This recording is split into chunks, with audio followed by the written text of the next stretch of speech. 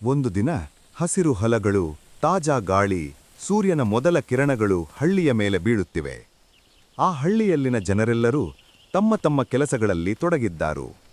ಯಾರ ಮುಖದಲ್ಲೂ ಚಿಂತೆಯಿಲ್ಲ, ಎಲ್ಲೆಲ್ಲೂ ಸಂತೋಷದ ವಾತಾವರಣ. ಅದೇ ಹಳ್ಳಿಯಲ್ಲಿ ಒಬ್ಬ ರೈತ ತನ್ನ ಪ್ರೀತಿಯ ಎತ್ತುನ ಜೊತೆ ಬೆಳಗಿನ ಜಾವ ಹೊಲಕ್ಕೆ ಹೊರಟಿದ್ದ.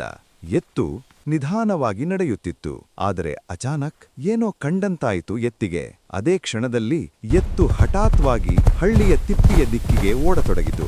ಏಯ್ ನಿಲ್ಲು ಎಂದು ರೈತ ಕೂಗಿದರೂ ಎತ್ತು ನಿಲ್ಲಲೇ ಇಲ್ಲ. ರೈತ ಕೂಡ ಎತ್ತಿನ ಹಿಂದೆ ಓಡಿದ. ಹಳ್ಳಿಯ ಜನರೆಲ್ಲರೂ ಗಾಬರಿಯಾಗಿ ನೋಡ್ತಿದ್ರು. ಎತ್ತು ಓಡುತ್ತಾ ಒಂದು ಜಾಗದಲ್ಲಿ ಏಕಾಏಕಿ ನಿಂತಿತು. ಅಲ್ಲಿ ಮಣ್ಣಿನೊಳಗಿಂದ ಸ್ವಲ್ಪ ಹೊರಬಂದಂತೆ ಒಂದು ಶಿವಲಿಂಗ.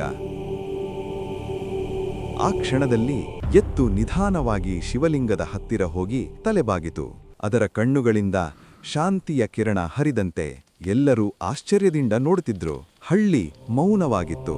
ಅಷ್ಟರಲ್ಲಿ ಹಳ್ಳಿಯ ಹಿರಿಯನೊಬ್ಬ ಮುಂದೆ ಬಂದು ಹೇಳಿದ, ಇದು ಸಾಮಾನ್ಯ ಘಟನೆಯಲ್ಲ, ಇದು ಮಹಾದೇವನ ಸಂಕೇತ.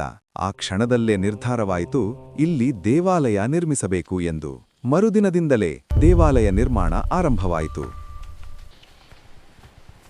ಅಂತಿಮವಾಗಿ ದೇವಾಲಯದ ಶಿಖರದ ಮೇಲೆ ಕಳಶವನ್ನು ಸ್ಥಾಪಿಸಿದ ಕ್ಷಣ ಆ ಹಳ್ಳಿ ಸಂತೋಷದಿಂದ ತುಂಬಿತು. ಮಕ್ಕಳ ನಗು, ಹಿರಿಯರ ಕಣ್ಣೀರಲ್ಲಿ ಭಕ್ತಿ. ಹಳ್ಳಿ ಸಂಪೂರ್ಣವಾಗಿ ಬದಲಾಗಿತು. ಅಂದಿನಿಂದ ಆ ಹಳ್ಳಿ ಸುರಕ್ಷಿತ. ಜನರಿಗೆ ನಂಬಿಕೆ, ಶಿವನೇ ನಮ್ಮ ರಕ್ಷಕ ಎಂಬ ಭಾವನೆ. ಇಂದಿಗೂ ಆ ದೇವಾಲಯದ ಮುಂದೆ ನಿಂತಾಗ ಒಂದು ಅನುಭವ. ಅದು ಕೇವಲ ಕಲ್ಲಿನ ದೇವಾಲಯವಲ್ಲ, ಅದು ಮಹಾದೇವನ ಕಾವಲು.